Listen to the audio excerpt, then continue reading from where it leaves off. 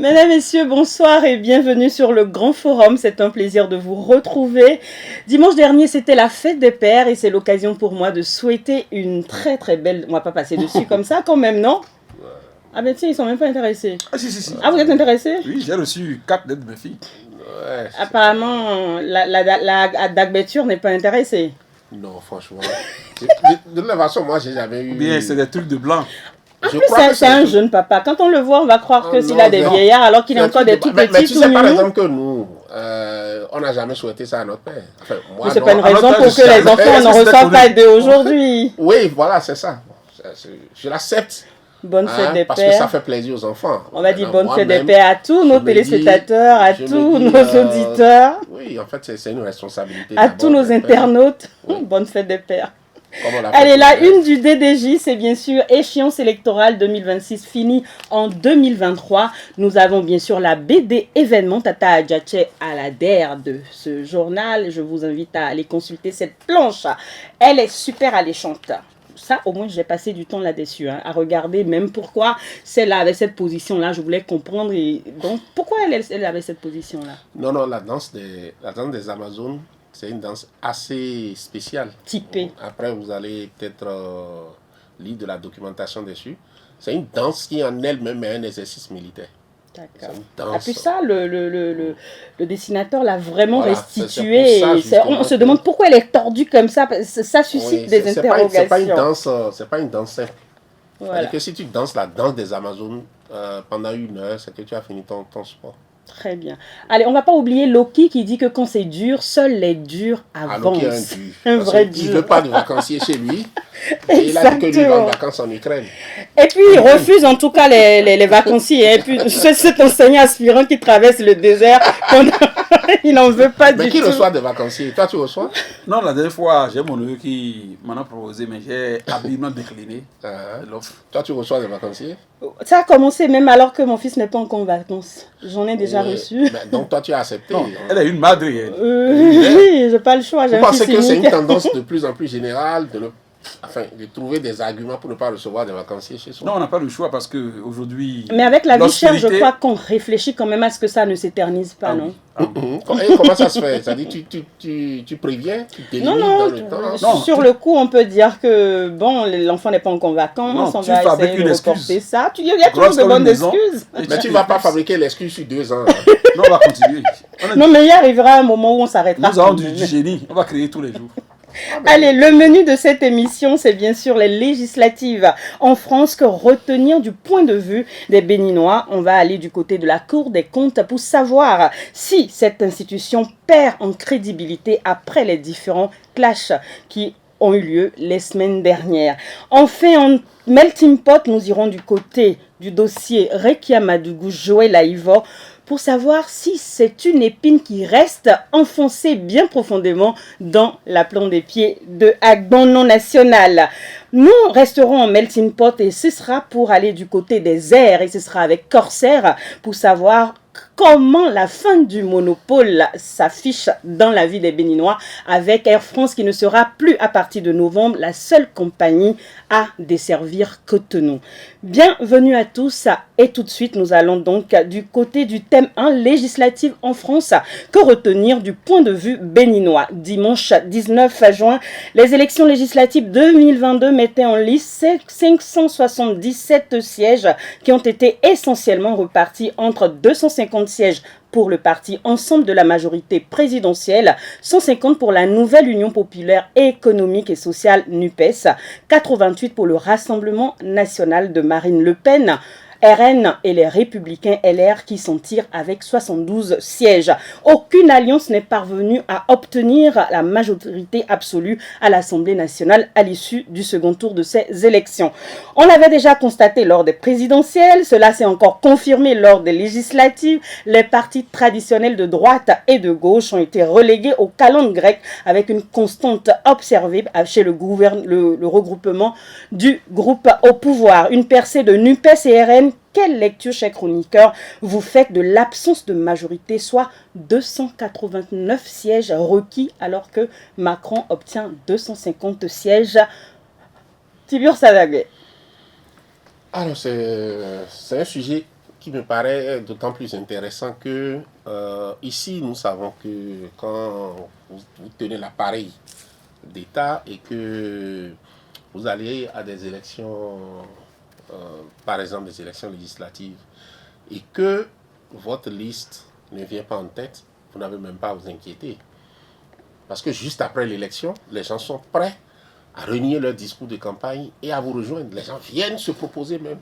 Donc, en fait, ce qui est intéressant dans ce sujet, c'est la différence qui s'établit entre la politique chez nous et la politique chez eux. Vous avez vu, depuis dimanche, on continue de marteler qu'aucun groupe n'a la majorité. Et hier même, le président de la République française a fait une sortie très officielle et en a appelé à tous les autres groupes qui sont à l'Assemblée nationale et qui ne sont pas de son bord. Il a dit, genre, je résume un peu, il a dit pensez au pays quand les lois vont venir. Je sais que ça sera difficile et que vous allez vouloir faire parler votre différence, mais chaque fois que vous voudrez le faire, sachez bien qu'il y a des limites afin que nous n'allions pas à la cassure. Ça veut dire quoi? Ça veut dire que c'est acté. Il ne se dit pas, je vais faire du débauchage, des gens vont ramper la nuit, je vais rencontrer des gens-ci, je vais faire du trafic d'influence. Il se dit, j'aurai une gouvernance compliquée, voilà, parce qu'à l'Assemblée, ça va être difficile. Ce qui est sorti des urnes est sorti des urnes. Il faut respecter ça. Respecter. Si nous atteignons ces niveaux-là, les élections auront un sens. Mais si nous allons à des élections où des gens tiennent des discours pendant la campagne, par exemple, contre le pouvoir en place, et juste après les résultats, ils commencent par nuancer le ton, à essayer de voir s'il y a des possibilités d'aller prendre des prébendes, de faire ci, de faire ça. Les élections n'auront jamais un sens sous les tropiques.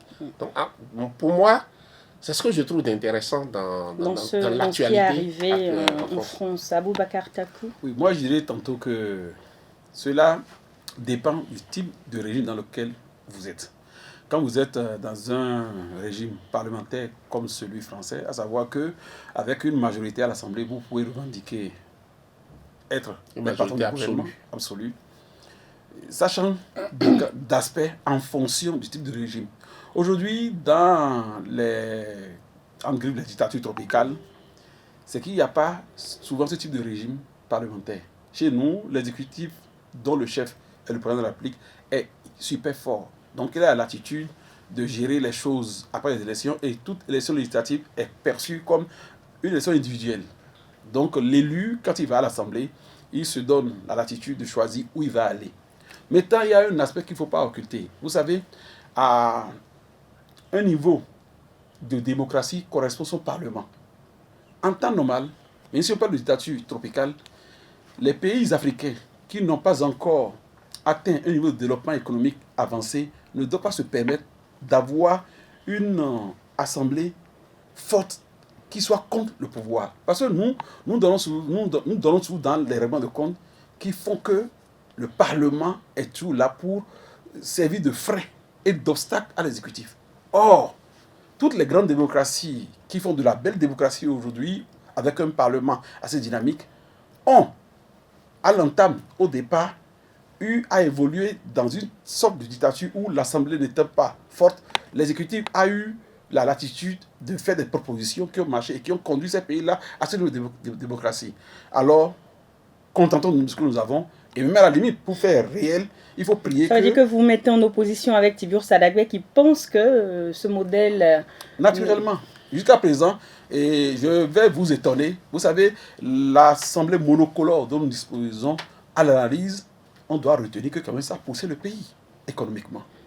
On ne va pas ouvrir ce front. Je sens que si on le fait, on va carrément casser le compteur de l'horloge. Alors, on va aller du côté de la toile pour revenir sur un événement qui, semble-t-il, secoue quand même la toile. C'est Rachel Keke, la femme de chambre élue sur la liste NUPES, qui suscite actuellement une déferlante d'attaques racistes et de polémiques sur son passé de syndicaliste, son entrée dans la cour du Palais Bourbon, où elle n'est pas passée totalement inaperçue en esquissant des pas de danse et consorts. Qu'est-ce que vous en dites avant que je n'aille du côté de... L'Assemblée étant par essence l'émanation du peuple, il fallait que toutes les composantes du peuple y figurent. Donc l'arrivée de cette dame montre le niveau de démocratie dans laquelle se trouvent les Français. Et il faut saluer ça. Il faut saluer ça. Pareil. Je suis d'accord, l'Assemblée nationale, c'est la représentation nationale. C'est d'ailleurs le discours de Rachel Keke. Et en fait, ce qui est intéressant et qu'il faut faire remarquer, c'est que la plupart des analystes, les chroniqueurs politiques et tout, sur toutes les chaînes de télé où j'ai pu suivre le sujet, semblent découvrir aujourd'hui les élus. Donc, je me dis quand même qu'il y a quand même un chemin encore à faire chez eux aussi. C'est-à-dire tout le monde découvre aujourd'hui la Rachel Keke. Et en plus, il y a tellement de révélations sur elle. Elle a fait telle déclaration, elle est homophobe, elle est raciste. Les gens sont allés maintenant. Elle est raciste? Oui, les gens sont allés. Les gens sont allés. Oui, les gens sont allés checker. Il lui trouve même des acquaintances avec Marine Le Pen. Oui, son compte Facebook, Twitter, tout, ils ont tout vérifié. Alors donc je me suis dit, est-ce que la campagne n'a pas été ratée? Si c'est après les élections qu'on se rend compte, qu'on découvre vraiment le vrai visage des gens, c'est-à-dire il y a les grandes têtes d'affiches qu'on connaît, mais derrière ça, la liste, toute la liste là, donc la liste est remplie de gens que les médias français n'ont pas pris le temps d'éplucher et de présenter. De dévoiler aux autres. Et donc ça me conforte dans ce que je pensais aussi, parce que j'ai écouté un analyste qui a dit qu'en fait, les médias en France sont caporalisés, totalement verrouillés, et que, en fait, pas 3-4 personnes, il y a vraiment, c'est-à-dire, il y a 3-4 personnes en France aujourd'hui qui peuvent décider de ce que les Français vont entendre ou ne pas entendre. Et donc, lui, il avançait que il y a eu quelque part où les gens ont décidé qu'on ne parle pas de l'élection législative. Effectivement, les élections législatives en France n'ont pas vraiment été un grand sujet. Simplement parce que ceux qui disposent des médias, ceux qui maîtrisent les médias, ont décidé de ne pas en faire une actualité. Quand ils ont décidé de faire de l'Ukraine une actualité du matin au soir, c'est du matin au soir, c'est ça qu'on a eu. Donc, finalement, le résultat est là, que, à part les grandes têtes d'affiche, on est en train de découvrir, même sur la liste de Marine Le Pen, il y a tellement d'intrus aussi qu'elle a embarqué un tas de plantons, de ci ou de ça. Donc, aujourd'hui, l'Assemblée quand même est remplie de ce que les Français apprendront à découvrir après élection. Ça c'est pour dire la responsabilité de ceux qui tiennent les médias. Absolument. C'est-à-dire que quand ils décident de ne pas faire, parce qu'il n'y a pas de démocratie. En fait, ils font et défont l'actualité selon leur... sans information, il n'y a pas de démocratie. Absolument. Les gens ne sont informés de rien. Alors, moi, j'ai même pensé que quelqu'un était béninoise. Si on a des Keke ici. Ah, ça c'est Keke ou Keke? Non, c'est Keke. Ah, c'est Keke. Parce qu'elle est d'origine ivoirienne, elle est ivoire. Et puis de toutes les façons, on se connaît bien. Quand quelque chose marche pour quelqu'un, il n'est jamais béninois. Législative en France, que retenir du point de vue béninois? C'était donc le titre de ce thème-là. Nous allons donc revenir au Bénin pour voir, à travers la page du président de la République, le mot du président de la République, que ses parents communiquaient donc que le chef de l'État a apprécié ces joutes électorales en France. Cette intervention du point de vue du premier d'entre nous a suscité énormément de réactions sur la toile, d'autant plus qu'il s'est érigé en griffe, en donneur de leçons sur la politique intérieure française. Beaucoup ont estimé qu'il n'était pas qualité en vue de son passé chrysogène ou du passé chrysogène de 2019.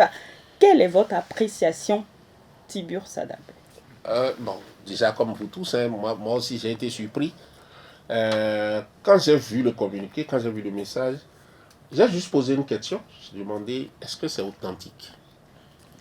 Et après, dès que ça a été certifié, je n'ai plus fait beaucoup de commentaires. Vous savez pourquoi? Je n'ai plus fait beaucoup de commentaires parce que je me dis, essayez de faire un débat, un procès en légitimité au président de la République par rapport à ce communiqué ne me paraît pas productif. C'est pas opportun. C'est-à-dire, c'est comme si je te dis, Abou, c'est-à-dire, je te dis par exemple, ce que tu fais n'est pas bon. Et tu veux justifier le fait que je ne suis pas légitime à te le dire. Donc, on veut laisser le message et s'en prendre à la source du message. Je dis d'abord, celui qui doit pouvoir dire qui est légitime ou pas, c'est celui qui reçoit le message. Donc, c'est Macron qui doit pouvoir dire non, mais toi, tu n'es pas qualifié pour me donner des leçons. Mais ce n'est pas les autres, c'est-à-dire les autres et tout. qui vont dire non, toi tu n'es pas qualifié pour donner des leçons. Ben, c'est Macron qui sait ce qu'il fait de ce message, à mon avis. C'est ce qui fait qu'à un moment donné, j'ai eu de la retenue. Je me suis dit, c'est pas à nous que le président de la République a adressé le message, ce n'est pas à nous. Donc, et ce qu'il a dit dans le message, c'est quand même vrai. Le vrai débat, c'est est-ce que lui, le débat qui a eu cours, est-ce que lui, il est qualifié? Donc je me dis même que là encore, c'est le destinataire qui décide de ce... Je suppose par exemple que le président Talon envoie un message comme ça, je ne sais pas, un autre président, je ne sais pas, il y a un tas de présidents qui lui envoient. Je suppose, je vais illustrer ce que je vais dire. Les messages n'auront pas le même effet à l'arrivée. Simplement parce que c'est à l'arrivée que le tri se fait. Sur qui me parle? Et lui, quelle est sa légitimité à me parler? C'est pour ça que je n'ai pas voulu... Tiburce Sadagbe dit, à partir du moment où le message est destiné à quelqu'un, est-ce qu'on a vraiment à se... Alors, comment on explique la levée de bouclier qu'il y a eu sur la toile par rapport à ce communiqué-là? Et surtout, les questions qui sont allées là-dessus, est-ce que c'était vraiment le président de la République derrière? Il a fallu que le message apparaisse sur la page du ministère des Affaires étrangères, sur la page personnelle du chef de l'État, avant que le message ne soit perçu comme étant authentique. Alors, comment vous expliquez la réaction des Moi, on peut me tasser de parti pris parce que toutes les fois où je vois un chef d'État africain entrer d'embêter un président français, moi je jouis. Il se dit que c'est une monnaie que le chef de l'État a parce rendue. que c'est pas courant quand même. Aujourd'hui, c'est pas courant. Donc tu jouis rarement. Quand j'ai vu... Tu as la jouissance difficile. Non, Ça, c'était méchant. quand j'ai vu ce message provenir de mon président, j'étais content. Parce que il est grand temps maintenant que nous ayons des leaders qui puissent tenir tête aux Occidentaux. Alors, certains disent que c'est parce que le chef de l'État n'avait pas digéré en son temps le message d'Emmanuel Macron à son endroit lorsqu'il a lorsqu'il accédait à son second là, dans mandat. ce cas-là, il est pratique. Tu me donnes un coup, je te donne le coup pour montrer que nous sommes tous présidents et légitimes dans nos pays respectifs. Oui, C'est au Bénin, nous avons quelques grincheux qui n'ont même pas intérêt à nous ce débat, qui sont dedans parce que les réformes étant ce qu'elles sont, on ne peut pas dire que nous aimons notre président parce qu'il ne permet pas de voler. Alors, pour quelqu'un qui a organisé des élections législatives exclusives, est-ce qu'il est de bon ton d'analyser une situation où les élections étaient complètement ouvertes? J'ai dit que je vais parler en partisan. À partir du moment où il a embêté un peu Macron dans le texte, je me rends compte que je me retrouve sans interlocuteur pour pouvoir répondre à cette question. Ne disons pas exactement la même chose. C'est pas ça. Antibus qui refuse de se prononcer vraiment. Non, j'ai dit ce qui a été mon attitude. Et ça, tu peux en témoigner. C'est-à-dire que je ne me suis vraiment pas étalé sur ça. Parce que la première chose, d'abord pour moi, c'était de savoir si c'était authentique. Parce que pourquoi? Il y a le ton qui était très usuel.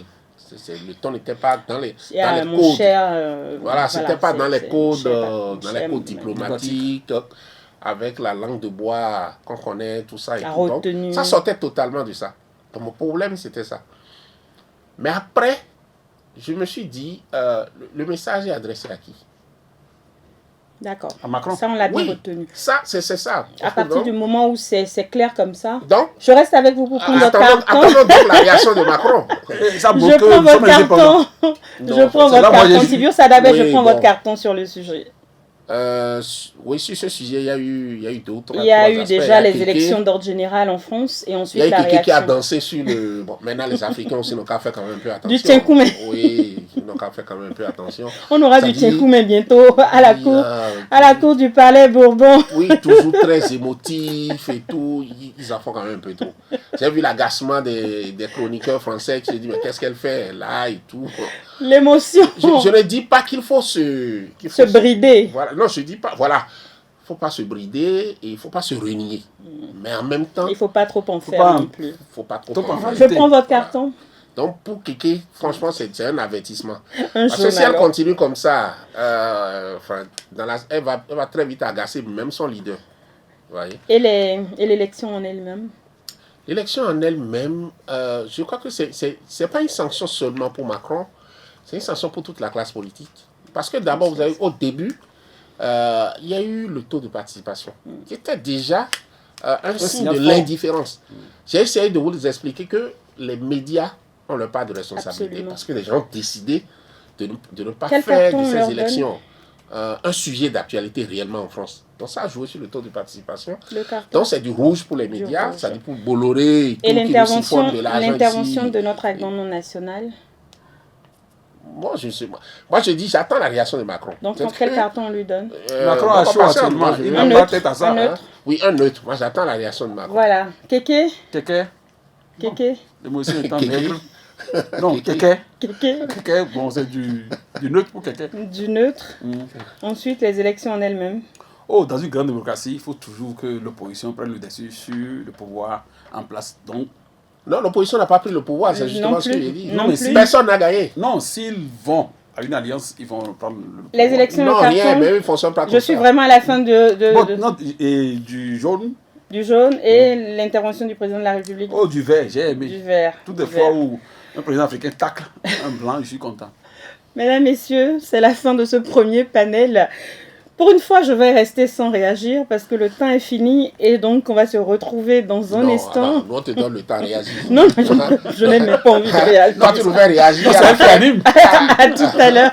On se retrouve pour parler bien sûr de la Cour des comptes et surtout de sa crédibilité. Est-elle toujours de mise ou pas? À tout de suite.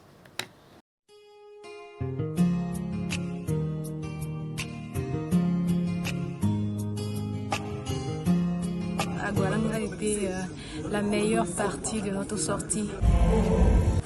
I came for a visit at Agualand, and trust me, it's a very wonderful place, good culture, good setup, and they have the best so far in West Africa. Agualand, c'est l'univers des animaux, c'est un endroit touristique à l'intérieur même du Bénin, juste après Calabi.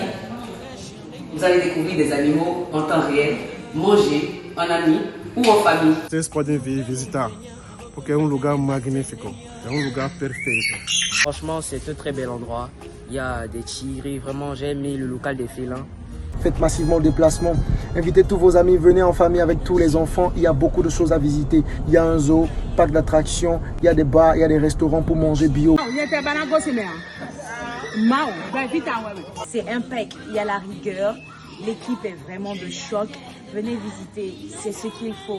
Et ça, c'est un joyau pour le 229.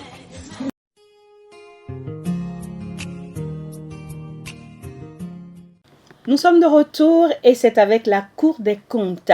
Conserve-t-elle, oui ou non, sa crédibilité après son clash avec le ministère des Finances et les différents communiqués et conférences de presse qui en ont émané? Peut-on aujourd'hui questionner donc cette crédibilité dont les fondamentaux ont plus ou moins été remis en cause par l'un de ses audités?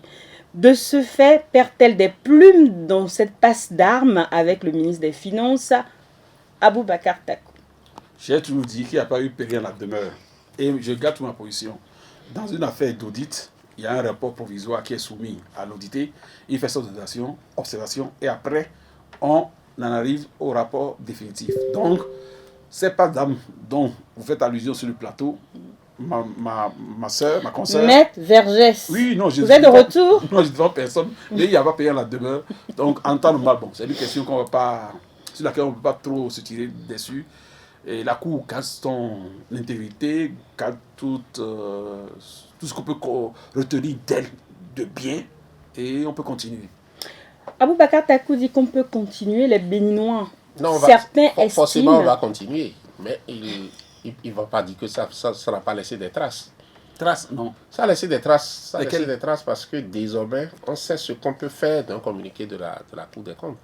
C'est-à-dire que dès qu'on verra le communiqué, on va monter au créneau et puis on va dire que c'est un provisoire. En espérant bien que tout le monde aura la possibilité, quand la Cour va sortir un communiqué, de se défendre, d'aller devant les médias, se défendre devant la Cour et d'avoir raison. En fait, c'est ça. C'est là que se trouve désormais... C'est là qu'il y a un précédent. C'est-à-dire, est-ce que ça s'est déjà passé? Est-ce que tu te souviens, est-ce que ça s'est déjà passé une fois? Où la Cour, il y a eu un rapport et puis quelqu'un est monté sur... Non, la Cour des comptes, c'est la première fois. Non, mais il y a eu quand même des audits dans ce pays. On a déjà eu des audits dans ce pays. Est-ce que tu... La preuve, on a cité Komi Kouché la dernière fois. C'est vous qui l'avez... Non, c'est la question qu'il pose. Il demande justement, est-ce qu'il y a eu cela déjà? Est-ce qu'il y a eu un précédent? Monté au créneau, a donné de la voix et la Cour a dit, ah tiens, oui, c'est bon maintenant. Ça s'est déjà passé. Et puis la cour fait c'est bon, mais puis fait une il n'a petite pas tape. répondu. Est-ce que tu es journaliste? Oui, tu bon, as je n'ai fait pas 25 ans dans le métier. Connaissance. Donc, Aboubacar, je ne comprends pas bien. donc on ne dira pas que c'est un fait divers. Ce que je retiens seulement des Aboubacar Takou. d'audit, c'est le cas Kobi Kounché. Oui, On ne lui a pas Aboubacar donné Takou. la chance de se défendre. Oui. Maintenant, Il y a beaucoup n'oubliez d'audités, pas il y a que- beaucoup d'audités qui ont fait ce genre de reproches à leurs auditeurs en disant mais on n'en a pas tenu On compte. prend Agbevia. non, même ton ami je sais Alors- pas qui a dit qu'il n'a jamais eu connaissance du rapport et c'est au temps du régime. Non, maintenant, cela Au temps fera du régime. cela défunt. fera jurisprudence à partir de maintenant quand un audité Non, maintenant, c'est va un découvrir précédent. communiqué dans la presse, du moins dans les médias. Est-ce que où cela il y a ne accusé. fragilise pas justement la Cour? Non, ça ne la fragilise pas. Je crois que maintenant nous entrons dans le cadre de la dialectique. Donc, et tu nous donnes la démocratique. garantie que ça sera désormais le mot. Non, c'est pas moi de vous donner la garantie. Non, puis tu sembles comprendre ça. Non, j'ai dit que cela fera jurisprudence. À Hein? partir de cet instant, les sachants Non, vont en tenir compte prochainement. partage avec nous ta sérénité. C'est tout ce qu'on Je suis demande. serein. Voilà, partage avec nous ta sérénité. En Nous, on n'est disant pas quoi? serein. C'est-à-dire, Pourquoi on je se dois dit, se serein? on suppose que ce qui s'est passé là, comme tu le dis, c'est normal. Oui. Est-ce a dit que ça sera la règle Non, mais Pour les naturellement. dossiers à venir. Naturellement. et que donc quelqu'un va monter au créneau? Mais attends, toutes les fois aujourd'hui qu'on a connaissance de ça, si en termes d'audit, on ne te donne pas la latitude d'intervenir, tu montes au créneau, pas d'autre voie. Et la presse, tu fais, est une bonne voie. tu fais ta conférence de presse Naturellement, et tu dis que tu revendiques contestes, que tu ce droit que contestes. confèrent les tests du pays. C'est une espérance ou bien tu penses, est-ce que c'est une règle ou bien toi Non, c'est une t'espères? règle. C'est une règle parce que quoi? Comment tu sais que c'est une règle? Mais quand on Tu as parle lu d'audit, les- on a parlé d'audit, non? Quand on parle d'audit, là. Mais tu as on donné n'a pas- des exemples, on vient de donner des exemples Non, d'audit, non? c'était une pratique. bon, c'était une dictature qui avait noyé la défense ou bien, quoi dit-on, Bon, ok. le d'accord. droit de Là, on est en train de communiquer. se comprendre. Maintenant que nous sommes dans un contexte qui va faire office de jurisprudence, je ne pense pas Mais que... qui a créé le nouveau contexte? Quel contexte? Non, le nouveau contexte de très jurisprudence. démocratique dont tu parles là. Non, attends, vous savez, la Cour a audité une institution qui est l'État. Le dossier commis, c'était quand? C'était une force. Et le pot Et de la fer, force est allée où? c'était le pot de fer contre qu'on appelle ça? Pot de fer contre pot de... Oui, et le fait est allé où? Ah, le fer a battu malheureusement Non, maintenant, le pot de terre. maintenant le fait est allé où? Pour qu'on rentre dans le schéma dont tu parles, que tu De la dis jurisprudence. Oui, non. Tu dis que désormais, Cela fera oui, Office de le pot de fer, là. Le pot de fer passé par. Tu me fais dire ce que je ne pense pas. On va clencher ce débat pour évoluer. Pour une fois, je suis même content d'être en retrait parce que Non, j'essaie de le comprendre. parce que la passe d'amande il dit non, me va bien. Non, il dit non, le cas de commis, c'était une dictature. Mais j'ai dit, mais qu'est-ce qui a changé? Non, on connaît la date. Commis était- On connaît la date du dossier commis. Non, On connaît la non. date du dossier. Comme Qu'est-ce qui a changé? était une personnalité. Ici, c'est entre la Cour et l'État béninois. Deux grandes institutions. D'accord. Ah donc, les personnalités... Non, on peut- maintenant, à partir de ce qui s'est passé, je dis que on va en tenir compte, en faire une jurisprudence pour que dorénavant... Donc tu prends l'engagement que vous en Non, c'est pas, tiendrez compte. non, c'est pas... Moi, je suis quoi? Moi, je suis que journaliste. Moi, je commente les faits.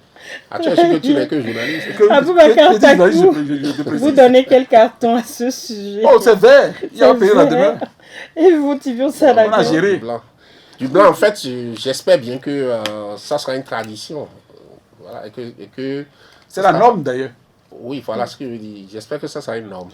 Nous l'avions dit la semaine dernière, la Cour des comptes a démarré ses premiers pas avec cet audit-là, est montée au devant de la scène et a plutôt cafouillé dans cette entrée en scène. Aujourd'hui, on espère, on l'a aussi dit la semaine dernière, qu'il n'y aura plus ce type d'épisode, même si Aboubacar Takou nous parle de précédents et de jurisprudence. On espère en tout cas que les prochaines fois, les parties en cause apporteraient à temps les preuves et que surtout la Cour ne viendrait pas sur la place publique se dire et se dédire. Ensuite, on se retrouve dans un instant pour le Melting Pot. Ce sera pour parler de Madougou et de Aïvo, et ensuite, bien évidemment, de Corset qui fait son entrée sur le tarmac béninois.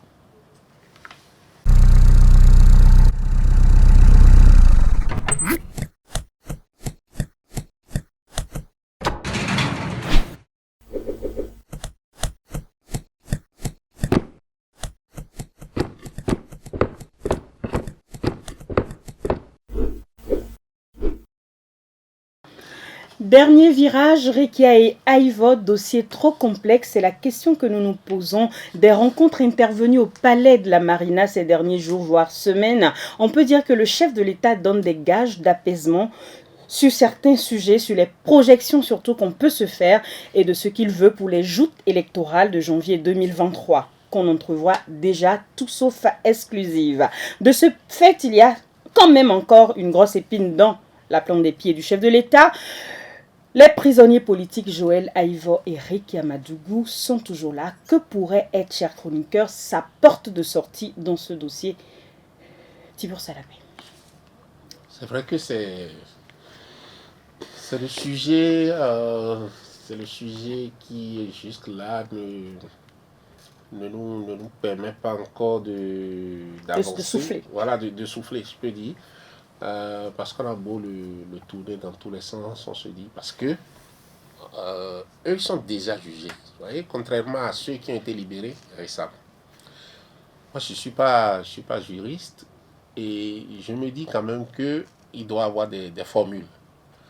Et est-ce que c'est des formules qui amènent la justice à se dédier? Est-ce que c'est des formules qui amènent la justice à renoncer à son verdict?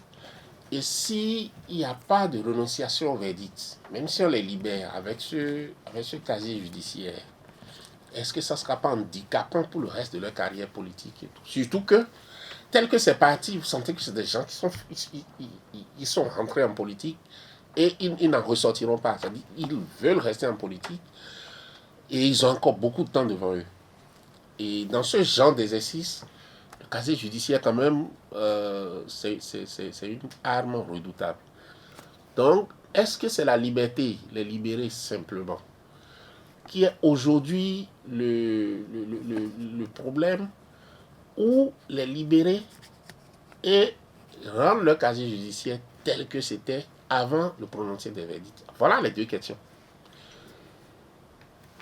Alors, Tibur Salabé dit, quelle est l'option aujourd'hui que le chef de l'État a sans faire se dédire la justice et surtout donner la probité même de son engagement à la paix, à la tranquillité.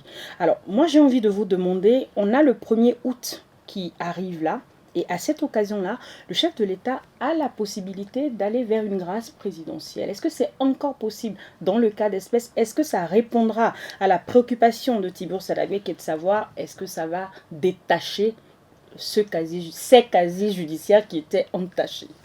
Donc vous parlez tantôt d'une épine que le chef d'État aurait dans sa botte. Moi je dirais même que c'est la patte même qui est dans le piège. Voyez-vous, les autres n'ont pas été jugés, mais ils ont été à la limite graciés parce qu'on ne tient plus compte de ce qu'on leur reproche. Du moins, d'abord ça a été fréquentable. Dégradé comme tel par le chef de l'État. Pas seulement lui, il y a votre ami également, Bertin Kouvi. Oui, si on a estimé que ces deux qu'on poursuivait sont fréquentables et pas avoir de conséquences, la justice toutes les personnes liées à ça devraient sortir de prison.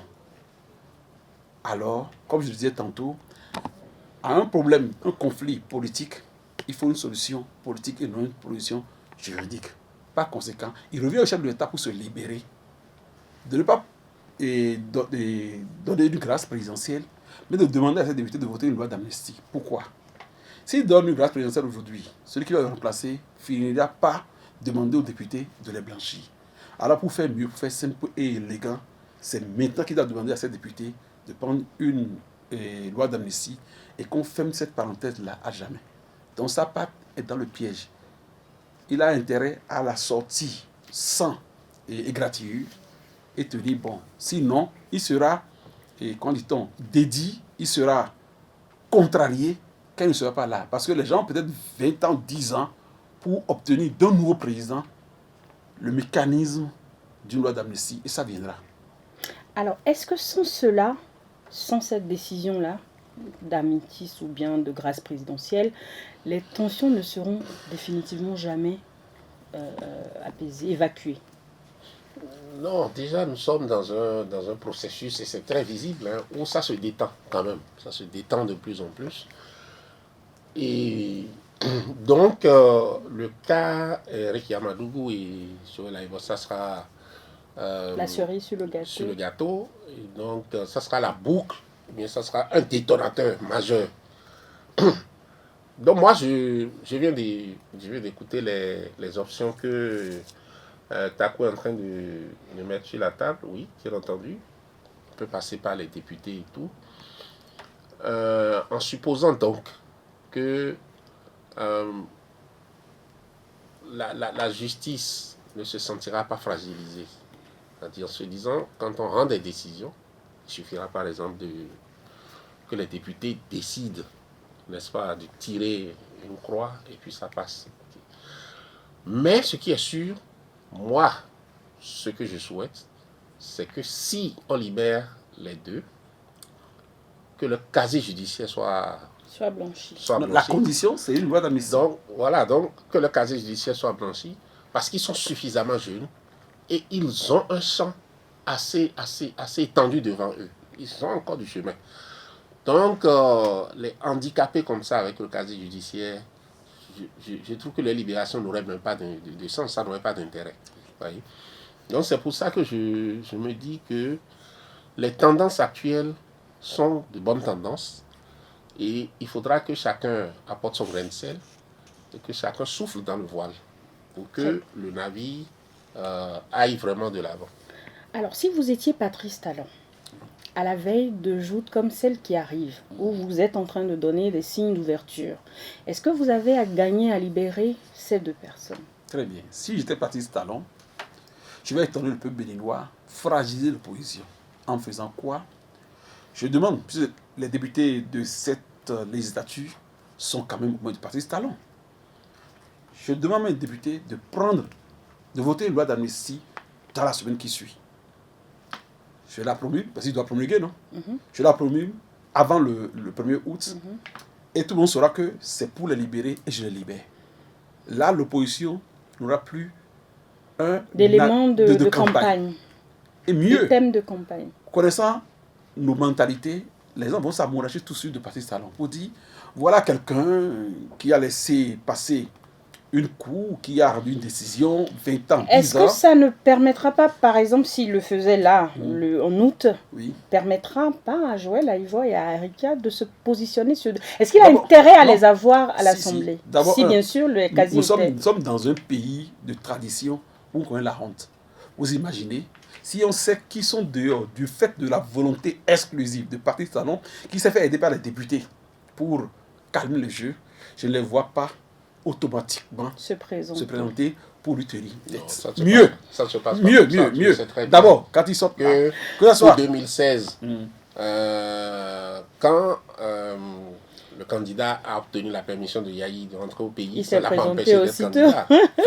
On a au moins un précédent qui est net et clair là. Je ne vois pas de lien. Non, attends, c'est deux cas différents. Il y a eu les ordonnances qui ont démontré que... Et tu savais que ce n'était pas suffisant. Non. Tu savais bien que malgré les ordonnances... Juridiquement, Patrice Talon n'avait plus d'inquiétude. Oui, mais si on suit votre logique... Mais ceux-là ont été condamnés. Ça, c'est juridiquement. Mais tu sais très bien qu'un chef d'État... si un chef d'État ne veut pas que tu rentres dans le pays, quels que soient les droits que tu as, s'il dit non, tu ne viendras pas. Non, il s'agissait de Patrice Talon. Non.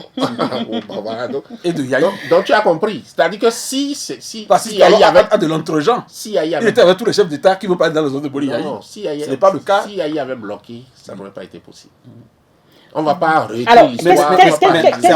Qu'est-ce qu'on dit alors si on les libérait, si on veut jouer au mauvais génie et qu'on décide qu'on les voit libérés en août? Est-ce qu'on les voit candidats aux législatives? Moi, je ne vois pas ce qui les empêcherait. Et je ne vois même pas ce que... Les Béninois ne vont même pas accepter ça. Sur la liste des démocrates? Non, les Béninois ne vont même pas accepter ça. Être à l'Assemblée nationale, c'est quoi?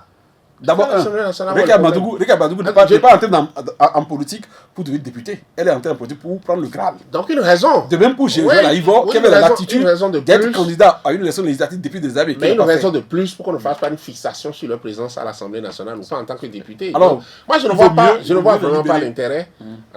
S'ils sont à l'Assemblée et que ça peut permettre d'enrichir le débat et tout, moi j'ai rien contre. Vous savez, le cerveau humain. Est-ce que vous ne pensez pas que leur première réaction justement serait d'essayer de se mettre à l'abri sous une immunité justement parlementaire, le temps de voir finir Patrice Talon? Pourquoi pas? Non, moi je ne pense pas. Si On va pas comme les tuer, quand comme même. l'a dit Abou, s'ils sont libérés comme ça et tout. Ils vont voyager pour aller se faire soigner. Non, déjà entre maintenant et 2026, qu'est-ce qu'ils vont faire?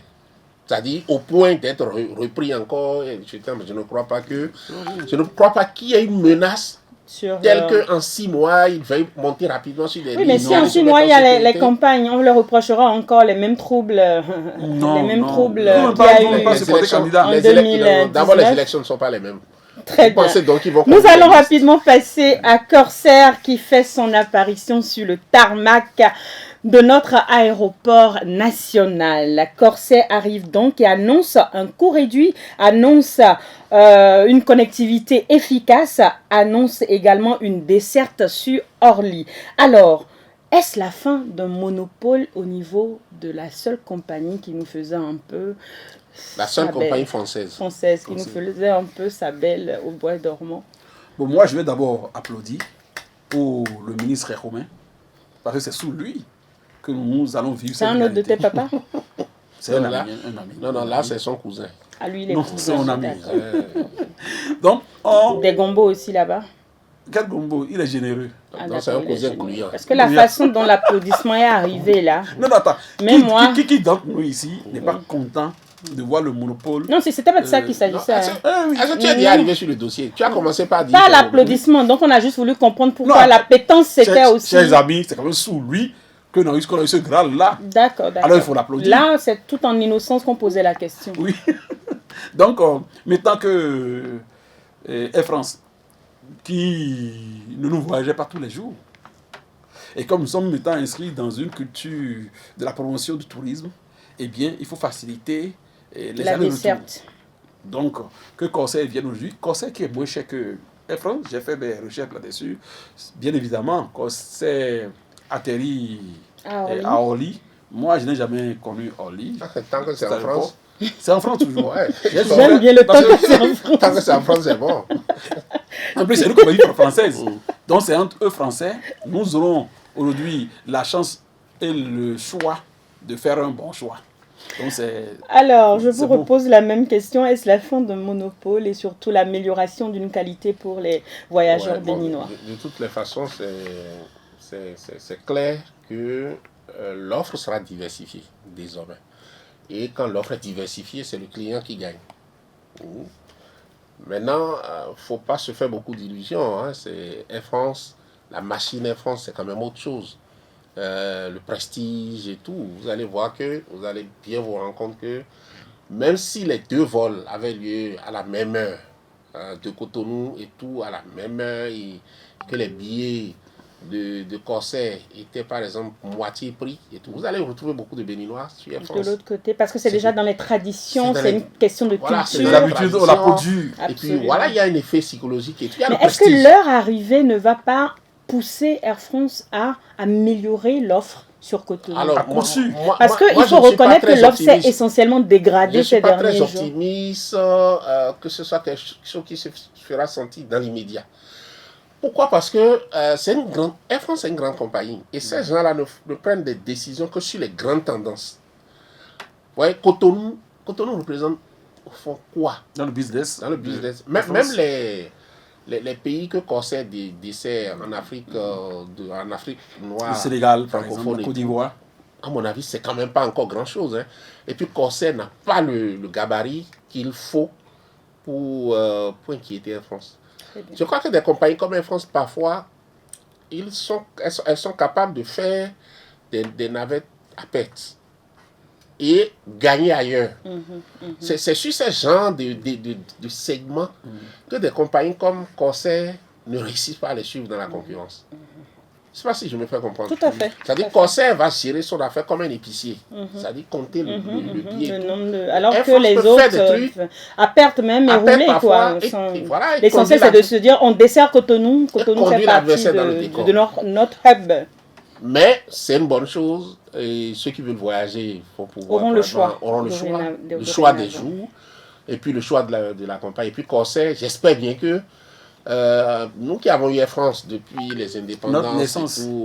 Air France, Air Afrique n'a pas pu affronter Air France. Air France, Non, Air Afrique parle du Royal Air Maroc et consort. Et tout, Royal Air Maroc, et Turquie, et puis Bruxelles, même British. tout. Mais Corsair a peut-être l'avantage sur les autres, oui, d'être une compagnie française. On verra bien comment ça va se passer. Mais tout sera lié au marketing. C'est-à-dire réussir à monter Corsair comme une compagnie là où il faut être. Et être fier d'avoir voyagé. Est-ce qu'on peut être fier d'avoir voyagé sur Corsair? Ça donne de la publicité. Voilà, c'est-à-dire... Et Air France ne faisait Est-ce que vous vous rappelez quand même un peu les déboires que Est-ce que vous vous rappelez que la compagnie Air France avait mal démarré avec le président de la République? Est-ce une réponse à ce mauvais démarrage de leur rapport? Ça, c'est une version historique, c'est très bien. Oui, forcément que à un moment donné, dans une situation de monopole, Air France quand même avait commencé par se prendre pour les cuisses du pape. Il faut quand même rappeler que le chef de l'État avait démarré par des vols commerciaux et pratiquait essentiellement Air France. Donc il pouvait apprécier lui-même le service décliné par Air France. Et il faut dire que ce service, il s'est vraiment détérioré. Et puis de l'autre côté, vous voyez l'administration, avant l'arrivée du président Patrice Talon, quand même ça voyageait beaucoup. Absolument. Ça voyageait beaucoup. Et après, on a eu les rapports d'audit, c'est en milliards, les affaires de billets d'avion et tout ça. Donc, quand vous avez ce type de rapport et vous avez un directeur d'agence de Air France qui se paye vos gueules, vous tapez du poing sur la table. Moi, c'est comme ça que j'explique la réaction à l'époque du gouvernement béninois, quand c'était le directeur, le chef d'agence ou quelque chose de Air France. C'est-à-dire, c'est du genre, attends, tu viens chez moi pour gagner de l'argent. On n'a pas à t'obéir. Donc, ça a été très clair. Et je crois que tous les Béninois avaient apprécié, d'ailleurs. Voyez? Je place quelque chose. Sabena, c'était une compagnie russe, non? Non, Sabena. Oui, Sabena, c'était russe. C'était russe. Si, mais est-ce qu'elle est morte déjà? Si elle n'est pas morte. Non, elle a totalement disparu de l'espace aérien. Sabena, c'est Aeroflot. Aeroflot, c'est Aeroflot qui est russe. Non, c'est Sabena. Non, Aeroflot aussi était russe. Sabena aussi. Il faut qu'on permette aux Russes. Je n'ai malheureusement plus le temps, sinon je voulais parler de l'agence de voyage qui s'occupait parce qu'il a évoqué la grande quantité de voyages qu'on avait. Et l'une des premières réformes justement de Patrice Talon, c'était justement l'agence qui centralisait donc les voyages administratifs, CVO, qui est au palais de la présidence. Malheureusement, on n'a plus le temps. Je vais prendre rapidement vos cartons sur le melting pot. Vert, moi c'est vert. Déjà dans le melting pot. On a Madougou et Aïvo. C'est vert. Oui, Madougou et Aïvo, c'est l'attente. C'est l'attente. Donc le blanc. Non, soyons clairs. C'est pas un talent qui a intérêt à désamorcer. Oui, mais nous, en tant qu'observateurs, on est dans l'attente. Aéroflot je dis Aéroflot. C'est Corsair. Corsair, bon, Corsair c'est du vert. Corsair c'est du vert. En espérant que c'est pas des corsaires. Des corsaires Des corsaires, comment des corsaires. Corsés. Non, des corsaires. Des corsaires, des pirates. Oui, des pirates. Ah ouais, des pirates, très bien. Non, c'est en français. Moi je voyais corsaire lingerie. Si tu étais une compagnie de droit africain, chacun entend ça. Mais quelle idée de ça. Allez, votre carton rapidement, votre carton, j'ai plus de temps. Bon, corsaire. Non, je parle du melting pot. Ivor, Madougou. Mais c'est normal de s'appeler corsaire. Oh mon Dieu, c'est pas corsaire avec ES justement, c'est corsaire R. Il n'y a pas, non c'est pas la même chose. D'abord. Tu veux, ça va vous m'empêcher de prendre mon carton chez vous. Donc Ivor, vert, très bien. Et corsaire. Vert aussi, très bien. Allez, melting pot, c'est vert pour moi. Je crois que on va espérer que d'ici là, que le chef de l'État continue sur cette lancée-là et que avant les législatives 2023, on ait la libération de ces deux prisonniers emblématiques. Et ce n'est pas que, parce qu'il y a les Oudou Ali, il y a les Nadine Okoumansou, Nadia, je ne sais même plus laquelle c'est, parmi les jumelles. Oudou Ali, il vit. Ah oui, Oudou Ali, quand même, un vétéran qui est un grand-père qui est en prison, ça ne fait pas bien. Donc, toutes ces personnes-là. Il y a une femme très jeune. Oui, c'est Nadine Okoumansou. Donc, quel est le rapport? Ah non, vieux en prison. Va la visiter en prison, Takou. Tu sauras si elle a vieilli. Non, pas Nadine, je ne parle pas de Oudou Ali. Ah oui, il a une jeune D'un femme. certain âge, qui a une jeune femme de 32 ans. Bref, donc j'étais en train de faire ma conclusion. Vous permettez, Takou Aboubakar? Avec plaisir. Très bien. Donc, on souhaite donc que tout se passe bien d'ici à là. Quant à l'arrivée de Corsair dans le paysage aérien béninois, c'est sans eux. C'est Corsair sans eux. C'est vraiment sans eux pour qu'il n'y ait pas d'amalgame avec les Corsairs des pirates maritimes. Allez, donc voilà, on arrive avec cette compagnie-là finir en beauté cette émission. On a eu du plaisir à être en votre compagnie. On vous retrouve la semaine prochaine. Bientôt là, hein, avec le même plaisir. On remercie la production. Ils vont pas me laisser finir mon émission, c'est terrible. Hein. Non, on te félicite, ça fait un an quand même. Vraiment. Je peux clore l'émission. Merci à la production et n'oubliez pas de nous envoyer vos annonces publicitaires. La chaîne vit également grâce à cela. À très vite.